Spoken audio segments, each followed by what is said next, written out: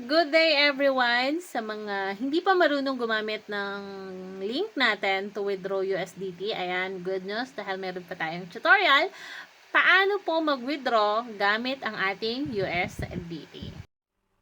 Open your Popo app.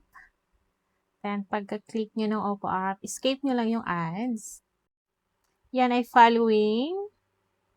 Next niyan ay party. Kung gusto niyo pumunta sa party, next sa moment. Kung gusto niyo mag-upload ng mga videos, dyan nyo i-upload. Then next ay inbox.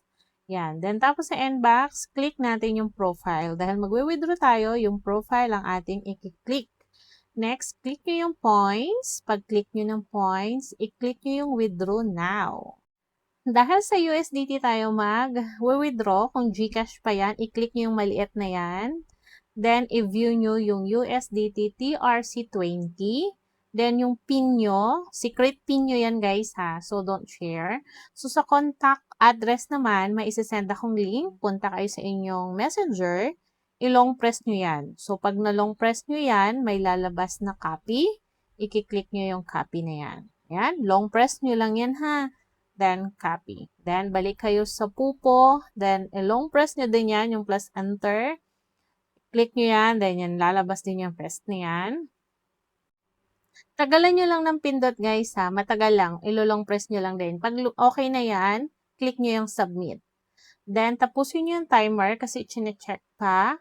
Pag natapos yung timer, saka din i-click yung check. Then, pag bind successful na, okay na yan, i-click nyo na ang withdraw now.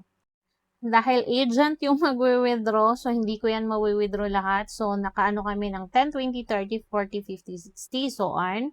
So, ganun ang mangyayari. Maglalabas yung exchange coins at kung sino yung agent, yun yung logo na nandoon. So, i-click nyo lang din again yung inyong PIN.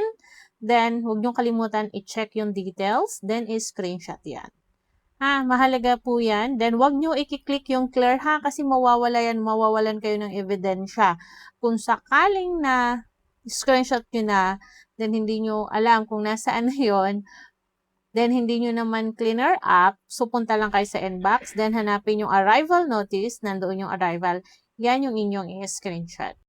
Kailangan nyo i-screenshot yan guys ha, kasi yan yung magiging ebidensya nyo na nag-withdraw kayo sa isang agent. So then, punta lang kayo sa GC natin, send nyo lang yan. So ito ang mga example ha, bigyan ko ng example. Ito yung mga example na nag-withdraw sa akin yan, si Ate Trinidad.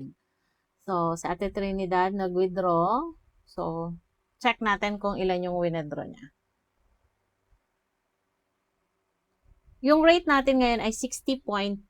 So, 9.95 yung withdraw niya. So, 587.04 ang pwede niyang ma-receive. 587. So, dahil nag-withdraw siya sa atin, ang rate natin ay 60.2. So, 9.95 times 60.2. So, ang mawi-withdraw niya sa atin ay 598. So, huwag niyo kalimutang isend din ang inyong GCash number sa GC natin para ma-send ko rin sa inyo ang inyong withdraw. So, and I hope naintindihan niyo po yung ating tutorial. Kung mayroon pa po kayong katanungan, don't be hesitate to message me. Thank you!